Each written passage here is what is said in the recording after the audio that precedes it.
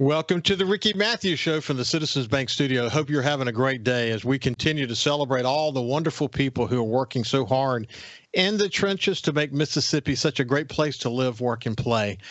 Listen, if I look back on my time as the publisher of the Sun-Herald, and then the time especially following Hurricane Katrina, I learned a lot about what it takes to build a great community. And so when I talk on this show about this sense of place and why that's important, and that Mississippi, coastal Mississippi is a collection of these unique communities, each with their own unique sense of place that come together to create this place we call, this region we call coastal Mississippi.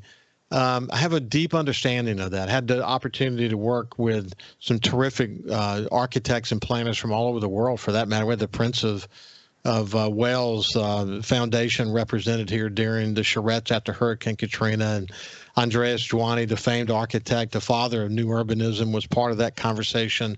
But I got a deep understanding of what it means to build place, and so we're gonna lean toward that a little bit today. But also the thing that I came to appreciate, something that Roland Weeks talked to me about all the time, and then I became publisher of the Sun-Herald, and that is the need to be focused on leadership development, the need we can never have enough leaders. We can never have enough leaders who are willing to take their time and energy and work in the trenches to help build a great community. It takes a lot, especially a lot of volunteers and a lot of hard work, and certainly we saw that after Hurricane Katrina as well. But as soon as I became publisher, the first thing I started to work toward is developing a leadership awards effort, and we called it the Sun-Herald Leadership Awards for a number of years. The top 10 under 40, the top 10 community leaders. About a year or two after I left the Sun-Herald, they passed it over to the chambers. Now the chambers coordinate within the framework of what's called the One Coast Awards. We talk a lot about it here. We can learn so much about them. One of the things I used to say to people when I would call and say, you're going to be one of the recipients for this year, is that I would say, I'm holding you up as an example. We're holding you up as an example. So we appreciate you, and we say congratulations to you. But at the same time, this is an opportunity to use you as an example for others to follow because of the things that you're involved with, because your commitment to coastal Mississippi. Our guest today is someone who kind of fits both of these. He's a One Coast award recipient, and he also is heavily involved in placemaking. So I've really been looking forward to this conversation today with Tommy Allen, who is a principal architect with Eley Guild Hardy Architects, and my good friend David Hardy, who is the Hardy in this organization. He and I worked together in the community for so many years and still are very good friends today. So without any further ado, let me welcome Tommy Allen to the Ricky Matthews Show. How you doing, Tommy? I'm doing great. It's a little hot out there, but we can all manage. We all know it's going to get hotter as the summer comes on. So it's an honor to be on the show, Ricky. Yeah, it's great. It's good to have you. Listen, I saw you nodding as I kind of set the stage for this discussion around sense of place. But man, there's a lot to be said about that, isn't there? Yeah. That's what we do. We try to make great places, and it's easier said than done. We like to say that we talk the talk and we also walk the walk. It takes an entire community and a dedicated owner, a dedicated staff of people to create a big project that makes sense for the community, makes sense for who's building it. And, we are really excited about most of the projects we take on. Every project we do here, whether it's small or big, we spend the same amount of effort on. We put forth our best foot every single project we undertake. And, we're excited to be part of rebuilding what was a total destruction after Hurricane Katrina. So we're really excited and very, very honored to be a part of that. You didn't grow up here, but you got here as quickly as you could. So let's take a step back for a second. Where did you grow up? And you eventually went to the University of Tennessee, but let's talk about your path into architecture. Okay. I've told the story several times, but a bunch of my friends, when I was a kid, everybody knew, everybody plays with Legos, Lincoln Logs, and everything. I think I was a little bit more obsessed with it than most. And so a lot of the friends and my family and everybody thought architecture would be a great path to take. And so the more I got into it, I used to play SimCity, Sim 2000, all the old video games that were just coming out on the computer. I had one of my best friends, Brady Campbell, who he ended up being the West Virginia Mountaineer. His dad got me hooked on Frank Lloyd Wright. And if you don't know who he is the most famous American architect who ever lived. He's obviously been dead for about 60 years now, but he built the house over the waterfall. And when I first saw that project, I just was, in awe over what you can do. So I set forth my best foot to try to get into the University of Tennessee. I went up there and visited the school twice. I'll be calling myself out, but I did not have the ACT score to get into the architecture program. I could get into Tennessee, but I couldn't get into the architecture program. So I went up there and visited with Kathy Proctor and a guy named Thomas Davis, who was the recruiter up there several times, put forth the best portfolio I could have came up with. We had to draw a distorted perspective. So you can imagine looking at a spoon and drawing your face, a bicycle, and I think a shoe with laces. And I remember spending hours and hours, probably a month on that portfolio. Ended up getting in. I remember my dad came to school and I thought I was in trouble. He came to the classroom, knocks on the door. I'm like, why are you here? He reaches out his hand, shakes my hand, says, you did it, you got in. And the rest was history from there. Now, I will say, West Virginia did not have an architecture school. So I got in-state tuition through that program where the hosting state didn't have that major. So I was lucky enough to get in-state tuition and actually be able to afford to go to Tennessee. Yeah, that's cool. It's funny that you mentioned Sims, the game. Yeah. It's my son Justin. He wanted to be an architect, and then he wanted to be an engineer, and then he wanted to be an architect, and he ended up going to the building science program at Auburn University, one of the top programs in the country. You're, I'm sure, very familiar with it. Yep. We have one of our CAs graduated from that. Yeah, he's just a great program. I think they have 100% placement coming out of that program, and he got to do some great summer gigs along the way. And he ultimately went on to get a master's in finance and an MBA, and now he works for Price Waterhouse on the international team in New York City. That's what he's doing today. But his path was, Sims was the thing that kind of introduced him to this, and he loved it. And what's interesting, even though he's not doing that, what he learned about project management, what he learned about how to make big things happen have really served him well in his, sort of finance and management reengineering world that he's in today. So it's funny how that all kind of worked out. It's weird. Yeah. I think back and, when I was preparing to come onto this show, I thought back about, I actually learned valuable lessons on that show. You had to raise taxes sometimes, which everybody hates. You have to make sure everybody has potable water. You have to do a lot of these things that everybody takes for granted every single day. And it gives you a really good appreciation of what all of our elected officials go through every single day, trying to keep our civilization running. It's harder than it looks. Yeah, it is. So look, you get out of the University of Tennessee, and how did you decide to ultimately come to the Mississippi Gulf Coast? Okay, so I was set. I was going back to Las Vegas. Nothing was changing my mind. So we had a class where you had to put in resumes, and you had to do a minimum of 5 interviews with firms. I go around and start putting my resumes in different folders, and I see Biloxi on the list, and they had a really good, the images that they used it was all just beauty and kind of like I could just tell that it was a cool place. I gave it a shot. I was like, well, this one looks cool. We'll put the resume in there. Heath Perry came up. He's a partner at the firm, and interviewed me and made me feel wanted.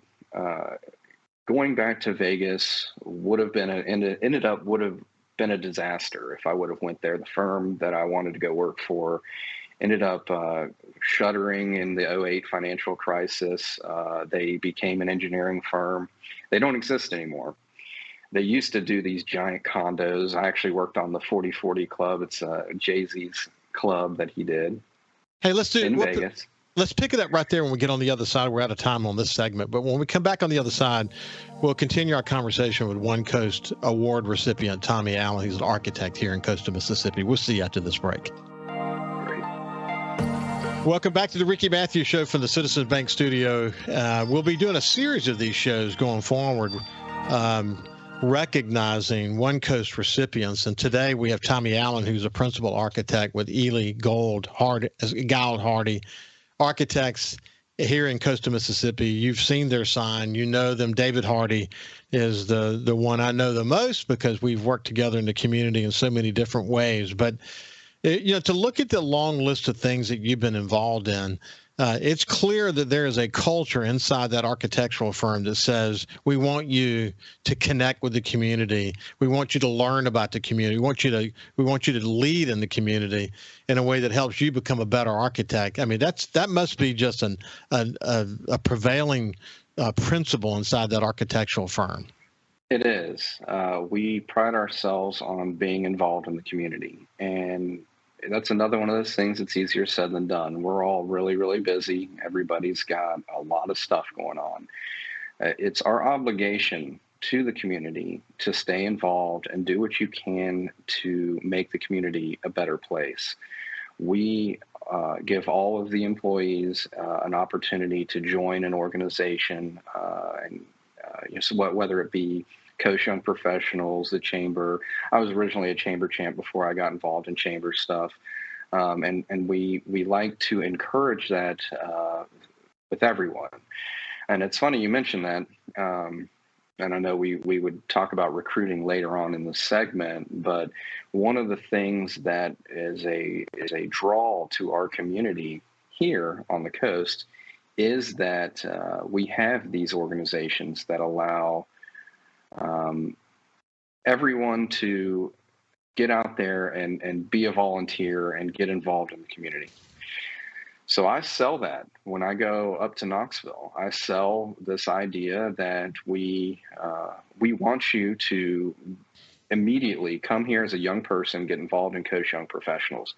That way, even if you don't know a single soul here, you will meet like-minded people. You'll meet all these different professionals from every walks of life, doctors, lawyers, social workers, casino people, you name it, they're all part of Coast Young Professionals. And what that does is it builds your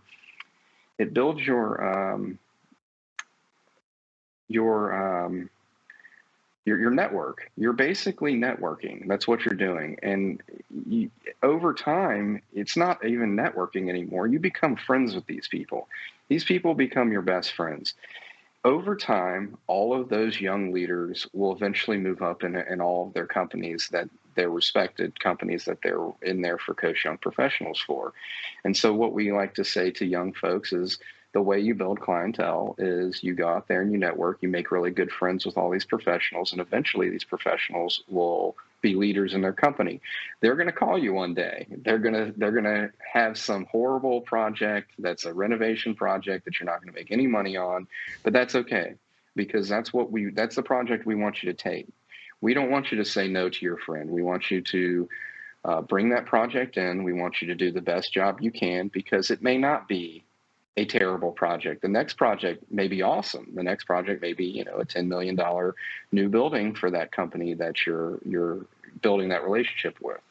So that's how we try to recruit people down here too. I use that as a recruiting tool. I'm really excited to announce that we did finally get a new Tennessee recruit to come down and actually work here as a permanent hire. I've had a couple summer people. We had a guy 8 years ago, actually, it's probably 10 or 12 years ago now. Then we had another summer guy who ended up leaving to go to Atlanta with his girlfriend to work for a huge firm out of Atlanta. And that's what we all have to recognize here on the coast is we're not recruiting against Mississippi people. We are, sure, but we're recruiting against Dallas. We're recruiting against Nashville. We're recruiting against Atlanta, New Orleans, every major metropolitan area. We have to have something to say we do. The Mississippi Gulf Coast has a lot going for it. It's a super exciting time to be here, and we're happy to be a part of it. Hey, let's go back to where we were when we went to break. So you're out of University of Tennessee. You were pretty dead set to go to Las Vegas. You decided, in fact, you mentioned that you had the opportunity to work on Jay-Z's bar at some point. Yeah. Good thing you didn't decide to do that. Things went to heck in a handbasket in 2008. You chose to come to coastal Mississippi. It was it's funny how it works, but it did work out, and you end up coming to coastal Mississippi.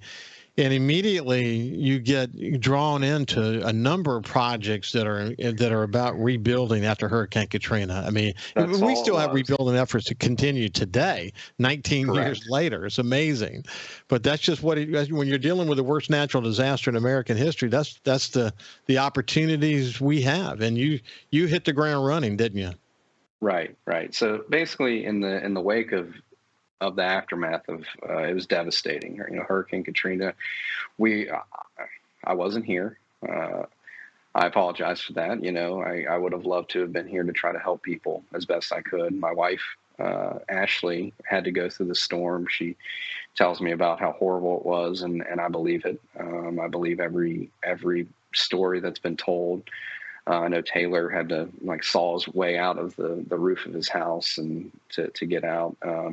It was wild, and so in the devastating aftermath of Katrina, I recognized this opportunity to contribute to the rebuilding and revitalization of the Gulf Coast. I was moved by this desire to assist in not just recovery but fortification. And I'll get into that a little bit later of how Gulfport and the city of Gulfport kind of drove what the standard is today for rebuilding on a coastal V-zone, high wind area, flood prone area. But I was moved by that recovery and fortification opportunity. And so I relocated shortly after the storm. I was committed to fostering strength, advancement, resilience. I wanted to do all that in our reconstruction efforts. And over time, what was really unique about this area is that I discovered this shared sentiment among everyone here.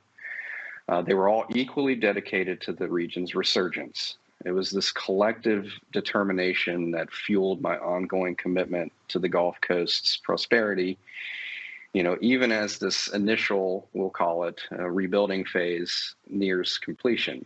I was told before Katrina, there was a lot of animosity between Biloxi and Gulfport, and everybody had these, I'm from Gulfport, I'm not from Biloxi. And I like to think now, and, going back to what this award was for, this one coast mentality, I bought the one coast license plate as soon as I could, because I think that there's no better way to sell the Gulf Coasts than when we're all in this together. We all have now mayors from almost every single one of the coastal cities, the bottom 6 counties that all work together and all try to sell this message that, as Billy Hughes puts it, or Mary Hughes puts it so eloquently, I had no idea.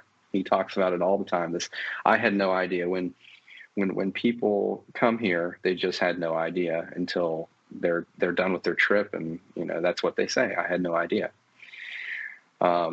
So I like to say that I've, played this role in rejuvenation of, some of the smaller cities and towns all along the coast, whether it was a giant project like the aquarium or just a little renovation of a locker room in a small school district. So, whether through these philanthropic endeavors, volunteer initiatives, or architectural projects, I try to consistently prioritize the well-being of the entire Gulf Coast community. Active involvement in these organizations, such as the Chamber of Commerce, all of the Main Street, Biloxi Main Street, Gulfport Main Street, Jackson Chamber of Commerce. There's a bunch of Jackson County. There's a bunch of these organizations all along the coast. I talked about them early on, and through volunteering, I strive to convey the same message of One Coast, highlighting the Gulf Coast as a premier destination for families, talented individuals seeking opportunity, and obviously the culinary enthusiasts, which is one of the reasons I'll never be able to move anywhere else now. Once you eat the seafood here, you can't eat it. Everywhere you go from here on out, it just doesn't taste the same. It's more expensive and tastes worse. So yeah, hey, Tommy, you're right. Yeah. Though this notion that before Katrina, we made a lot of efforts to try to bring ourselves together, but for whatever reason, we weren't able to kind of get over the hump on that. And when we come back on the other side, I'll mention a little bit about how Katrina really enabled us to do some things that we didn't think were possible. And I think we're carrying that with us today, this sense of camaraderie and regional participation, while at the same time respecting and admiring and loving the uniqueness of each community of coastal Mississippi. Right. When we come back on the other side, we'll continue our conversation with Tommy Allen. He's an architect and a One Coast Award recipient. We'll see you after this. Welcome back to the Ricky Matthews Show from the Citizen Bank Studio. We're joined today by architect Tommy Allen. He is a top 10 under 40 award recipient for the One Coast Awards that were just recently handed out. And you get a sense when you understand, look, whether someone grew up here or whether they came here at some point in their lives, they have a perspective. And I love to hear the perspective of people who come in from somewhere else. Because, these lines that we see between the cities, we see them, but they don't. And when they come here, they're moving to the Mississippi Gulf Coast or to coastal Mississippi. And I think we've come to realize that well now, that we can appreciate the unique and the diverse sense of place that exists in each of the communities of coastal Mississippi, while at the same time finding our common issues. And through the Gulf Coast Business Council, through the Governor's Commission on Recovery, Rebuilding, and Renewal after Hurricane Katrina, we were able to come together and we said, there's a powerful lubrication to change that comes from pain. Katrina brought a lot of pain, and it also brought a lot of change, and it made us fast forward rapidly in understanding that we were going to be stronger by working together as opposed to working separate. I had a great conversation once with Chevis Sweatman here on the show, and he said that you get to DeBees Road, and there was this imaginary wall, and you couldn't see over it. And if you're on the Gulfport side, this huge imaginary wall. But Katrina washed those walls away and brought us together, and now we're able to accomplish things. But at the same time, man, the thing that makes coastal Mississippi so unique is that special sense of place. And it is something that makes this such a unique place, this collection of places. As an architect, when you go into somewhere like Ocean Springs or Bay St. Louis or even downtown Gulfport, you see the uniqueness of how architecture defines a place. And we're lucky here, aren't we? Very lucky. Every single one of these communities has something to offer, and it's all these unique things. Ocean Springs has this vibrant, up-and-coming, kind of like I don't want to say a hipster feel, but I mean, it's where all the young people come there. We bring the recruits over there, and we send them through Ocean Springs at night, and they just absolutely love it. Pascagoula's got the shipbuilding. They've got Chevron over there. You come all the way to the west. You get Waveland, Bay St. Louis, You've got a bunch of local businessmen who see opportunities in almost everything that's failing, and they'll pick up a business, and they'll revive it, and they'll bring it back to the community as best that they can. I mean, I didn't want to start naming names, but you got Jonathan Allen out there has revived, the fly in. The blow fly in, right? The blow fly in. He's done triple tails. He's out there, and so that's just another reason to really love the Gulf Coast. Is you have these business leaders who come in here, and they see something that becomes dilapidated, and they take it and they run with it and they rejuvenate it, and it's great.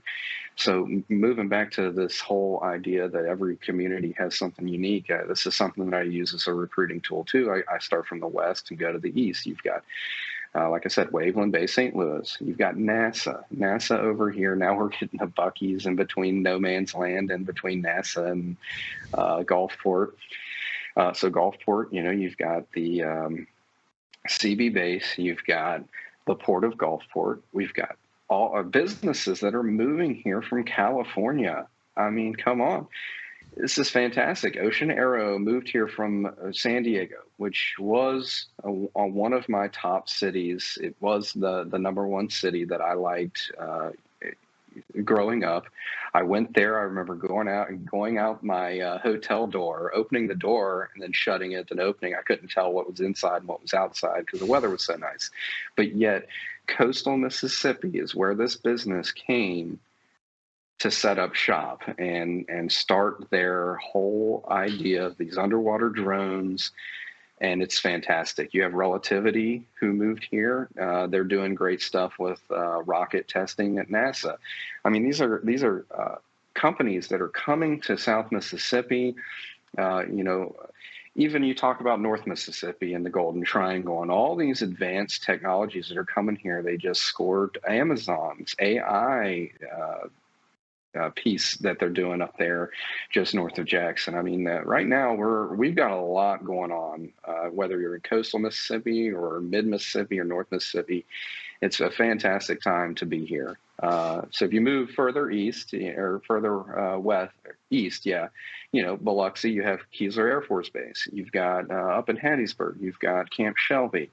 The list goes on. There's a lot of injection of public money. There's a lot of injection of private money. We have a really good balance of economic boosters here, and that I think makes this a great place to raise a family and start a life. Well, I often talk about the bookends, Chevron and Ingalls on one end, and of course, as you mentioned, Stennis Space Center on the other, with all the blue chip industries that are now part of that, and everything that's happening in between. You think about hospitality being a big part of that, but let's just bring it down to the ground level in a place like Gulfport. The Port of Gulfport is emerging as a very significant port, but then you add to that the emerging blue economy. You mentioned Ocean Aero. The irony of Ocean Aero, incidentally, is that Mark Henderson, who he and his wife Leslie started the first brewery in the state of Mississippi, in Magnolia Brewery, is the chief technology officer. He had done work with Ocean Aero in San Diego, and now is the chief technology officer for Ocean Aero and the Port of Gulfport. But you think about, they've got these incredibly unique vehicles that have been dispersed all around the world, that for that matter. And you got to wonder how many they've got over there in Russia, right? He said one of the largest fleets of submarines in the world. It's incredible what they're doing, but you think about how this emerging technology, along with things like importing bananas, peacefully coexists there as part of this blue economy. And then right there in the guise of all that, you've got a wonderful small craft harbor and the Barksdale Pavilion that's part of this emergence of Jones Park, this great vision for Jones Park after Hurricane Katrina, the emergence of the aquarium that you guys were involved in, the now walkover, the connection to the CTA, parking garage, and then there's never been an aquarium in any city that by itself was an economic contributor by itself. It's always about the things that evolve around it and how it spurs incredible economic development. And that's happening in Gulfport. When you tie all those different pieces together, it's pretty exciting, isn't it? Very exciting. And, we talk about synergy a lot. Synergy is an urban development term that has to be done. I think Biloxi has a great synergy of their casinos down there with the Bow and the Hard Rock. It creates this vibrant downtown area that people want to go to. Now you have Gulfport doing all kinds of stuff downtown. It's fantastic. If you would have told me when I was sitting there with Mayor Schlegel, staring over this blank slate of pretty much disaster area, that we would have had what we have right now 15 years later, it would have been a lie, I would have thought. And there is a synergy between the aquarium and IMMS. Institute for Marine Mammal Studies is up on Cow and Lorraine. They do great stuff with all their all the sea mammals, and whether it be dolphins, sea lions, and all the critters they got, turtles, they got a bunch of stuff going on there. So the aquarium, having the Mississippi Aquarium, having another venue like IMMS together, it creates a destination. The synergy creates destination, and once again, you can say that it made a place. Yeah, you're making places. David always talks, and he keeps this positive attitude no matter what, and it's something to envy. But he talks about how all of that came to fruition, and it's just a fascinating story. You had nothing there. I think Mike's Speakeasy was there. You had empty land. And then we had this abandoned library, not abandoned, but it was an unused, underutilized parking garage. And so you had this infrastructure to create something cool. Yeah, and so CTA funded a master plan that said, what if we did put an aquarium here? What could it be? And then you came with this situation. Now you have a nexus. CTA has a nexus. We've gone from having nothing there to having one of the most vibrant, awesome areas on the Gulf Coast. There's no doubt. And what's interesting about it, now that the tram bridge is completed, what you have is what would become one of the more iconic photographs in coastal Mississippi. I mean, it's just with the aquarium in the background and that crossover, just really incredible. When we come back, we'll continue our conversation for the final segment with Tommy Allen. He's an architect here in coastal Mississippi and a One Coast Award recipient. We'll see you after this. Welcome back to the Ricky Matthews Show from the Citizens Bank studio. Tommy Allen is with us today. He's an architect here in coastal Mississippi with Eley Guild Hardy Architects. And as I mentioned, I had the opportunity to work. I know several of your principals, but I had the opportunity to work with David Hardy, both before and after, especially after Hurricane Katrina. I mentioned that at the Charettes, we had 5 weeks after Hurricane Katrina where we had architects and planners coming in from all over the world. We would be there at 1 or 2 in the morning still doing the work. And I don't know that I ever turned my head and didn't see David Hardy and engage in some very significant way. But, you talk about his sort of ever-present positive attitude. But the fact was we needed leaders like David who could say, we're going to make it through this. And one of the things we learned is that buildings don't make a community, the people do. And there is an incredible resilience about coastal Mississippians that was here before Katrina. Certainly it's more so today than ever. And that is that, we love our home. And one of the big lessons of Katrina, as you pointed out, was fortification to build back, as Governor Barber challenged us many times, build back bigger and better and stronger. And we did. I mean, I think Hurricane Zeta, to that extent, was a good test for us. It's it showed us that we can do this. And if God forbid we were struck by that storm that has significant storm surge associated with it, we've built higher, we've built stronger, our bridges are stronger. Our ability to bounce back from a resilient point of view for a future storm will be significant. And in fact, it's going to be an important story because hurricanes are part of who we are. That's just the reality of coastal Mississippi. And our resilience and building resilience into our infrastructure is the key to our survival going forward. I think we've done a really good job of that. Don't you, Tommy? Of course. Of course. I was saying early on that I did learn quite a bit when I came here. I didn't understand why you couldn't put a horizontal member in a flood zone. I certainly understand why you can't put horizontal members in flood zones now. You had Shep on a few weeks ago talking about how they're replacing a bunch of these wood telephone poles with concrete ones. I mean, that's what it goes to. We all understand that we're going to be part of these hurricanes every single year. And it's our job as architects and the built and engineers to build these buildings strong enough to withstand these storms. And one of the things that I learned early on in architecture school was that architects we were given this obligation to communities and society to make sure that we're building buildings that last.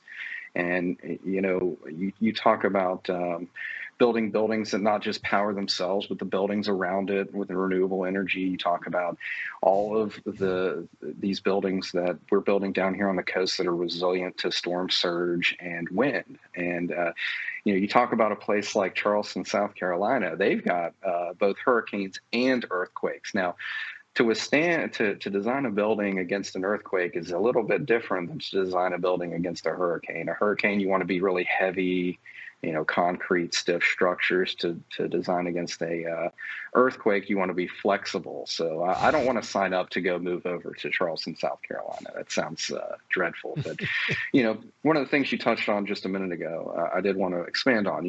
I learned that rebuilding was much more than just facades and structures. It is rebuilding the strength of the people and the economy. And that never happens overnight. It's ongoing in every community on some level, every single day. Yeah. So, the motivation that I want to say that Mayor Schloegel gave me when I first moved here, you talked about that in that same segment with Shep early on about how he didn't want to be remembered. Well, he's going to be remembered, at least by me. He came here. And he told me when we had this blank slate, there was nothing here. Jones Park was kind of just dilapidated, nothing.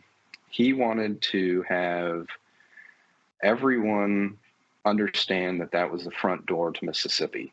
It was somewhere where you were supposed to dream big. And so through that, we came up with one of the first fly-through videos we ever did, where we photoshopped all of the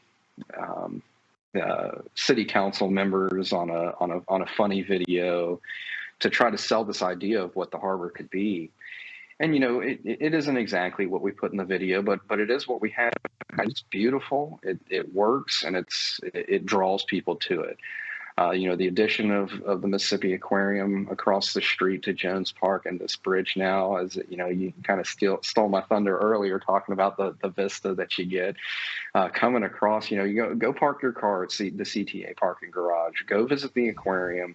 Go walk across this bridge and tell me it's not one of the most first class places that you'll ever find anywhere. Gulfport right now has a lot going on, as well as every single coast town along the coast. And as long as we work together and keep this one coast mentality, I think the sky's the limit. I definitely agree. And by the way, a quick point about Gulfport. Mayor Brent Warr came from family business to be mayor. Then you had George Schloegel, who stepped down as chairman of the board for Hancock Whitney. Then Billy Hughes, who had a long history in the Mississippi legislature and successful business. And recently, I've heard the name Hugh Keating flying out there somewhere. So Hugh, man, if that's true, Hugh would make a great mayor. God, man, I think the world of Hugh Keating. But I hope it's true that he's running. If it's not true, let me encourage you to think about it. Listen, Tommy, it's been a pleasure to spend some time with you. Congratulations on your award. Thank you so much for having me, and I'll come back whenever you want me to go, because I got a whole lot of other stuff to talk about. We didn't even get to talk about the Job Corps project. Yeah, no, we'll get there for sure. We'll have you back. That whole side of town. So. Yeah, for sure. This has been a pleasure. Have a great day, my friend. Yep, you too. Yeah. Thanks.